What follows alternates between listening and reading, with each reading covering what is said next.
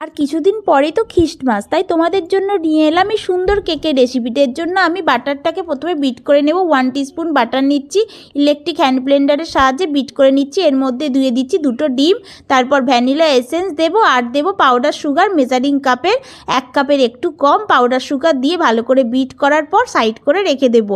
এরপর একটা থালার মধ্যে একটা ছাঁকনি বসিয়ে মেজারিং কাপের 1 কাপ ময়দা, 1/2 টিস্পুন বেকিং সোডা আর 1 টিস্পুন বেকিং পাউডার দিয়ে ভালো করে চেলে নিয়ে এর মধ্যে সামান্য পরিমাণে লবণ দেব। তারপর লিকুইডটা এর মধ্যে মিশিয়ে দিয়ে ভালো করে মিশানোর পর 1 চামচ দিয়ে দিচ্ছি টক দই, ভালো করে মিশিয়ে নিচ্ছি। এরপর ড্রাই ফ্রুটসগুলো কেটে নিয়ে সামান্য ময়দা ছড়িয়ে রেখে দিয়ে ওর মধ্যে মিশিয়ে একটু বিট করে নিলাম। এরপর কাজু কিশমিশটা গার্নিশিংয়ের জন্য দিয়ে দিয়েছি, আর বেকিং ট্রেতে সামান্য পরিমাণে বাটার আর ময়দা ছড়িয়ে ওটা দিয়ে দিলাম, আর ওপরে গার্নিশের জন্য কাজু কিশমিশটা দিয়ে দিয়েছি। লো মিডিয়াম ফ্লেমে 30 মিনিট রাখলেই রেডি হয়ে যাবে কেকটা।